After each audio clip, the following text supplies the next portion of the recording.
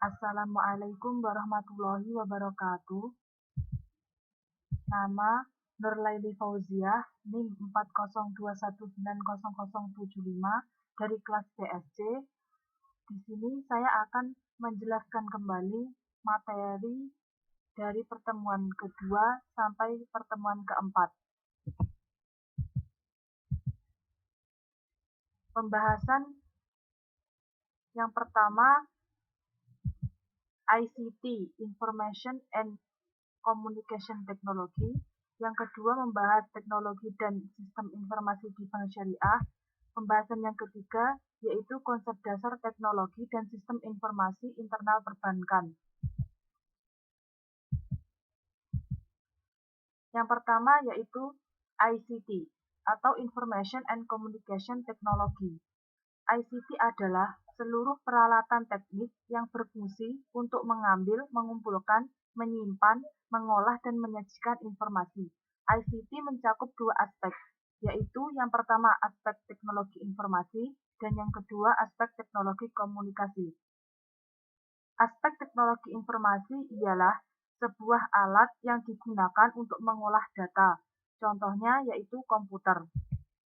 Sedangkan aspek teknologi komunikasi yaitu teknologi yang berfungsi menyampaikan informasi dari data yang telah diolah dari teknologi informasi.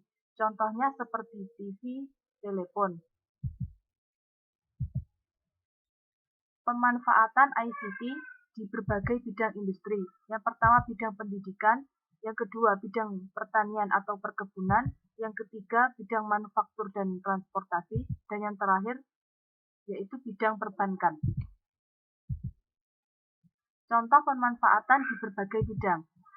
Dalam bidang pendidikan, dimanfaatkan dalam penerimaan mahasiswa, yang kedua media pembelajaran seperti Google Classroom, e-learning, dan lain-lain, serta yang terakhir manajemen data seperti Siakat.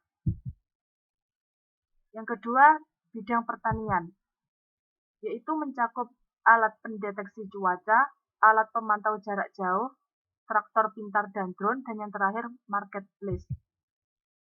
Yang ketiga, pemanfaatan di bidang manufaktur meliputi alat bantu merancang produk baru dan meminimalisir tenaga manusia karena menggunakan alat-alat canggih. Yang terakhir, bidang perbankan yaitu transaksi transfer uang, yang kedua ATM, yang ketiga database bank, dan yang terakhir sinkronisasi data kantor cabang dengan kantor pusat. Aspek penting ICT dalam perkembangan bisnis. Yang pertama yaitu sebagai media pemasaran seperti e-commerce. Yang kedua aspek produksi, seperti produksi editing dengan menggunakan aplikasi desain grafis. Dan yang terakhir yaitu aspek komunikasi. Di sini komunikasi lebih cepat dengan menggunakan alat multimedia seperti SMS dan lain sebagainya. Dampak negatif ICT. Yang pertama, menurunnya sosialisasi antar manusia dan teknologi dapat menggantikan peran manusia. Selanjutnya, dampak positif ICT. Yang pertama, pertukaran sebuah informasi yang menjadi lebih cepat dan mudah. Yang kedua, memudahkan pekerjaan. Yang ketiga, pekerjaan yang dapat dilakukan oleh satu orang menjadi lebih efektif dan efisien. Dan yang terakhir, sistem pembelajaran dapat dilakukan secara online tanpa harus tatap muka. Pembahasan yang selanjutnya yaitu teknologi dan sistem informasi di bank syariah. Prinsip operasional bank syariah, yaitu Allah menghalalkan jual beli dan mengharamkan riba. Seluruh industri perbankan pada dasarnya bertujuan untuk memperoleh keuntungan atau profit oriented. Bank konvensional atau non-syariah mendapatkan keuntungan dari sistem bunga. Bank syariah mendapatkan keuntungan dari sistem yang tidak bertentangan dengan syariat-syariat Islam, serta menghindari transaksi yang mengandung unsur haram. Perbedaan sistem transaksi bank syariah dan bank konvensional. Yang pertama, Bank syariah tidak menerapkan sistem bunga, melainkan menerapkan sistem loss and profit sharing atau sistem bagi hasil. Bank syariah lebih menekankan pada perkembangan sektor real. Selanjutnya, bank syariah hanya mampu membiayai investasi yang halal. Bank syariah juga berorientasi pada falah.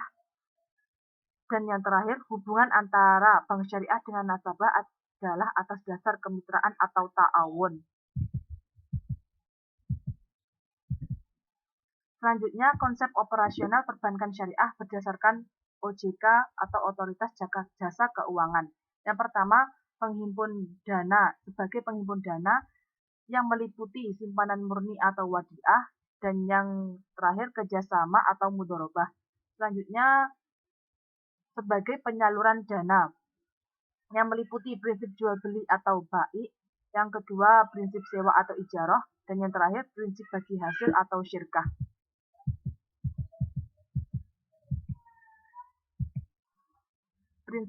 Prinsip utama kegiatan usaha bank ada 3, yaitu prinsip keadilan, prinsip kesederajatan, dan prinsip ketentraman. Selanjutnya, teknologi dan sistem informasi perbankan syariah. Terdapat 3 kategori yang mempengaruhi kualitas perangkat lunak menurut McCall. Yang pertama yaitu sifat operasional aplikasi atau product operation. Yang pertama, correctness. Yang kedua, reliability. Yang ketiga, efisiensi. Yang keempat, integrity. Dan yang terakhir, usability. Selanjutnya, kemampuan aplikasi dalam menjalani perubahan atau product revision. Yang pertama, maintainability. Yang kedua, flexibility. Dan yang terakhir, testability. Selanjutnya, daya adaptasi aplikasi terhadap lingkungan baru atau product transition. Yang pertama, portability. Yang kedua, reusability. Dan yang terakhir, interoperability. Selanjutnya ialah strategi bank syariah untuk meningkatkan daya saing. Yang pertama, membentuk SDI atau sumber daya insani. Yang kedua, ekspansi segmen pasar bank syariah. Yang ketiga, akselerasi produk perbankan syariah. Dan yang terakhir, pengganti sistem IT atau sistem informasi dan teknologi. Selanjutnya, e-banking pada perbankan syariah. Pengertian e-banking. E-banking adalah inovasi yang dipergunakan untuk mempermudah dan mempercepat pengaksesan data yang dibutuhkan oleh nasabah sebagai pihak eksternal. E-banking juga merupakan jasa dan produk bank secara langsung kepada nasabah melalui elektronik. Produk e-banking di bank syariah meliputi 1. SMS banking, yang kedua internet banking, yang ketiga mobile banking yang biasanya berupa SMS, yang keempat phone banking, dan yang kelima ATM. Selanjutnya, manfaat teknologi dan sistem informasi perbankan. Yang pertama, manfaat berwujud atau tangible benefit ialah wujud nyata yang dapat dilihat pergerakannya melalui pendapatan yang diperoleh serta biaya yang dikeluarkan oleh perusahaan. Yang kedua, manfaat tak berwujud atau intangible benefit. A. Peningkatan kepuasan nasabah. B. Peningkatan kepuasan karyawan. C. Peningkatan mutu dan jumlah informasi. D. Peningkatan mutu dan jumlah keputusan manajemen. E. Peningkatan efisiensi dan kelulusan operasional. F. Peningkatan mutu komunikasi internal dan eksternal. G. Peningkatan mutu perencanaan. Dan yang terakhir, peningkatan mutu pengendalian dan pengawasan. Pembahasan yang terakhir ialah konsep dasar TSI atau Teknologi dan Sistem Informasi Internal Perbankan. Di sini hanya membahas di sisi perbankan yang tidak diketahui nasabah, yaitu hubungan antar sistem pada sistem informasi perbankan. Terdapat 5 hubungan, yaitu Application Processing System, Customer Information System, Transaction Processing System, Financial Information System, dan yang terakhir Management Decision System. Yang pertama yaitu Application Processing System atau sistem pengelola aplikasi, yaitu sistem yang digunakan untuk mendukung kegiatan yang berjalan dalam suatu organisasi atau bank secara otomatis sehingga efisiensi dan produktivitas bisa meningkat secara efisien. Sistem ini terdiri dari berbagai macam modul yang mempunyai tugas masing-masing sesuai dengan perintah yang diberikan. Semua modul tersebut saling terintegrasi untuk menyajikan data yang akurat dan langsung kepada pengawasnya. Yang kedua, Customer Information System atau sistem informasi pelanggan, yaitu sistem untuk mencatat serta mengetahui data-data pribadi, data keuangan, dan data-data yang terkait dengan nasabah lainnya. Customer Information System atau CIS disebut juga dengan Customer Information File atau CIF. CIF sifatnya informasi yang sangat rahasia di bank. Fungsi CIS. Yang pertama, memudahkan bank untuk mengetahui data-data nasabah seperti nama, NIK, alamat, tempat tanggal lahir, dan lain-lain. Yang kedua, validasi data nasabah.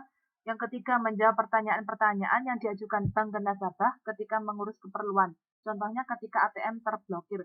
Yang keempat, salah satu bentuk pencegahan dan perlindungan bagi para nasabah bank dari risiko kejahatan. Selanjutnya, jenis data CIF. Yang pertama, data pribadi nasabah, contohnya nama, alamat, TTL, dan NIK. Data keuangan nasabah, contohnya jumlah rekening, deposito, tabungan, giro, saving plan. Yang terakhir, data nasabah lainnya, contohnya mengecek terlebih dahulu riwayat kredit nasabah, apakah riwayat nasabah tersebut bersih dari segala penipuan maupun yang lain, sehingga bisa mengajukan pinjaman KPR di bank.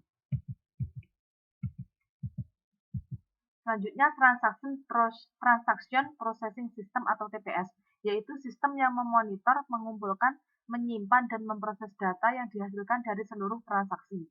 Proses data oleh TPS.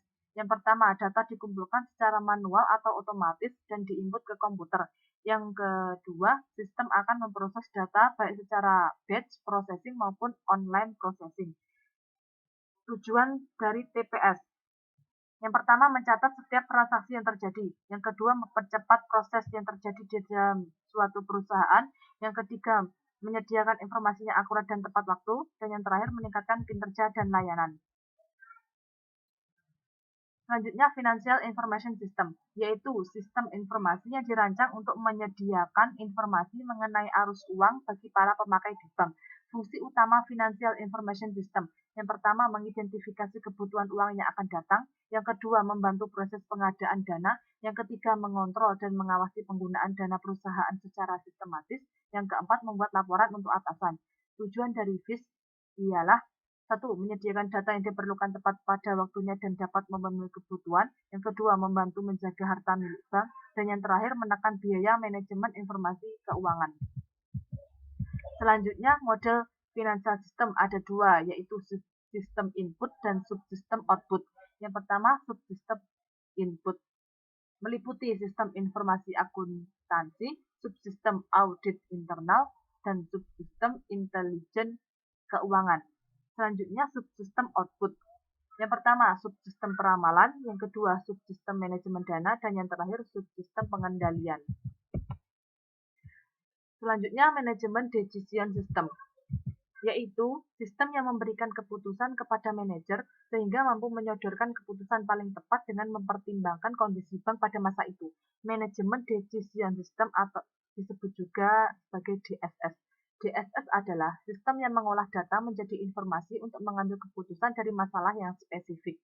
DSS meliputi communication, data, dokumen, knowledge, dan model.